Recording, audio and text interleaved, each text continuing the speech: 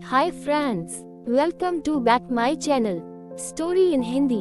जब हनुमान ने तीनों का घमंड चूर किया, संसार में किसी का कुछ नहीं, ख्वाह मख्वाह अपना समझना मूर्खता है, क्योंकि अपना होता हुआ भी कुछ भी अपना नहीं होता, इसलिए हैरानी होती है। घमंड क्यों, किस लिए, किसका? कुछ रुपये दान करने वाला यदि यह कहे कि उसने ऐसा किया है, तो उससे बड़ा मूर्ख और कोई नहीं। और ऐसे भी हैं जो हर महीने लाखों का दान करने हैं, लेकिन उसका जिक्र तक नहीं करते, न करने देते हैं। वास्तव में जरूरतमंद और पीड़ित की सहायता ही दान है, पुण्य है। ऐसे व्यक्ति पर सरस्वती की सदा कृपा होती है। पर क्या किया जाए, देवताओं तक को अभिमान हो जाता है और उनके अभिमान को दूर करने के लिए परमात्मा को ही कोई उपाय करना पड़ता है। गरुड़, सुदर्शन चक्र तथा सत्यभामा को भी अभिमान हो गया था और भगवान श्री कृष्ण ने उनके अभिमान को दूर करने के लिए श्री हनुमान जी की सहायता ली थी। श्री कृष्ण ने अपनी पत्नी सत्यभामा को स्वर्ग से पारिजात लाकर दिया था और वह इसीलिए अपने आप को श्री कृष्ण की अत्यंत प्रिया और अति सुंदरी मानने लगी थी। सुदर्शन चक्र को यह अभिमान हो गया था कि उसने इंद्र के वज्र को निष्क्रिय किया था, वह लोकालोक के अंधकार को दूर कर सकता है। भगवान श्री कृष्ण अत्यंत उसकी ही सहायता लेते हैं। गरुड़ भगवान कृष्ण का वाहन था। वह समझता था भगवान मेरे बिना कहीं जा ही नहीं सकते, इसलिए कि मेरी गति का कोई मुकाबला नहीं कर सकता। भगवान अपने भक्तों का सदा कल्याण करते हैं, इसलिए उन्होंने हनुमान जी का स्मरण किया। तत्काल हनुमान जी द्वारिका आ गए, जान गए कि श्री कृष्ण ने क्यों बुलाया है। श्री कृष्ण और श्री राम दोनों एक ही हैं। वह ये भी जानते थे, इसीलिए सीधे राजदरबार नहीं गए, कुछ कौतुक करने के लिए उद्यान में चले गए। वृक्षों पर लगे फल तोड़ने लगे, कुछ खाए, कुछ फेंक दिए, वृक्षों को उखाड़ फेंका, कुछ तो तोड़ डाला, बाग वीरान बना दिया। फल तोड़ना और फेंक देना हनुमान जी का मकसद नहीं था, वह तो श्री कृष्ण के संकेत से कौतुक कर रहे थे। बात श्री कृष्ण तक पहुंची, किसी वानर ने राजोद्यान को उजाड़ दिया है, कुछ किया जाए। श्री कृष्ण ने गरुड़ को बुलाया, कहा जाओ सेना ले जाओ, उस वानर को पकड़ कर लाओ। गरुड़ ने कहा प्रभु, एक मामूली वानर को पकड़ने के लिए सेना की क्या जरूरत है, मैं अकेला ही उसे मजा चखा दूंगा। कृष्ण मन ही मन मुस्कुरा दिए, जैसा तुम चाहो, लेकिन उसे रोको जाकर। वैंतेय गए, हनुमान जी को ललकारा, बाग क्यों उजाड़ रहे हो, फल क्यों तोड़ रहे हो, चलो तुम्हें श्री कृष्ण बुला रहे हैं। हनुमान जी ने कहा मैं किसी कृष्ण को नहीं जानता, मैं तो श्री राम का सेवक हूँ, जाओ कह दो मैं नहीं आऊंगा। गरुड़ क्रोधित होकर बोला तुम नहीं चलोगे तो मैं तुम्हें पकड़ कर ले जाऊंगा। हनुमान जी ने कोई उत्तर नहीं दिया। गरुड़ की अनदेखी कर वह फल तोड़ने रहे। गरुड़ को समझाया भी, वानर का काम फल तोड़ना और फेंकना है, मैं अपने स्वभाव के अनुसार ही कर रहा हूँ, मेरे काम में दखल न दो, क्यों झगड़ा मोल लेते हो, जाओ मुझे आराम से फल खाने दो। गरुड़ नहीं माना। तब हनुमान जी ने अपनी पूंछ बढ़ाए और गरुड़ को दबोच लिया। उसका घमंड दूर करने के लिए कभी पूंछ को ढीला कर देते, गरुड़ कुछ सांस लेता, और जब कसते तो गरुड़ के मानो प्राण ही निकल रहे हो। हनुमान जी ने सोचा भगवान का वाहन है, प्रहार भी नहीं कर सकता, लेकिन इसे सबक तो सिखाना ही होगा। पूंछ को एक झटका दिया और गरुड़ को दूर समुद्र में फेंक दिया। बड़ी मुश्किल से वह गरुड़ दरबार में पहुंचा।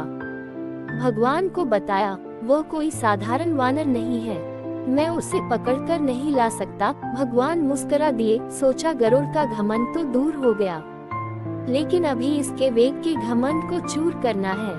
श्री कृष्ण ने कहा गरुड़, हनुमान श्री राम जी का भक्त है, इसीलिए नहीं आया। यदि तुम कहते कि श्री राम ने बुलाया है तो फौरन भागे चले आते। हनुमान अब मलय पर्वत पर चले गए हैं, तुम तेजी से जाओ और उससे कहना श्री राम ने उन्हें बुलाया है, तुम तेज उड़ सकते हो, तुम्हारी गति बहुत है, उसे साथ ही ले आना।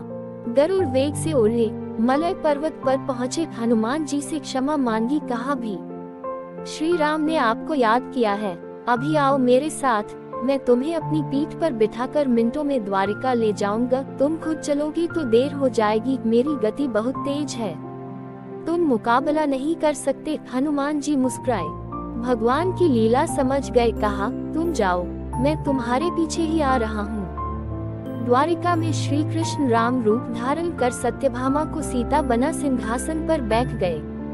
सुदर्शन चक्र को आदेश दिया, द्वार पर रहना, कोई बिना आज्ञा अंदर न आने पाए। श्री कृष्ण समझते थे कि श्री राम का संदेश सुनकर तो हनुमान जी एक पल भी रुक नहीं सकते, अभी आते ही होंगे। गरुड़ को तो हनुमान जी ने विदा कर दिया और स्वयं उससे भी तीव्र गति से उड़कर गरुड़ से पहले ही द्वारका पहुंच गए। दरबार के द्वार पर सुदर्शन ने उन्हें रोककर कहा, बिना आज्ञा अंदर जाने की मनाही है। जब श्री राम बुला रहे हों तो हनुमान जी विलंब सहन नहीं कर सकते। सुदर्शन को पकड़ा और मुंह में दबा लिया। अंदर गए। सिंहासन पर श्री राम और सीता जी बैठे थे। हनुमान जी समझ गए, श्री राम को प्रणाम किया और कहा, प्रभु आने में देर तो नहीं हुई। साथ ही कहा, प्रभु माँ कहाँ है?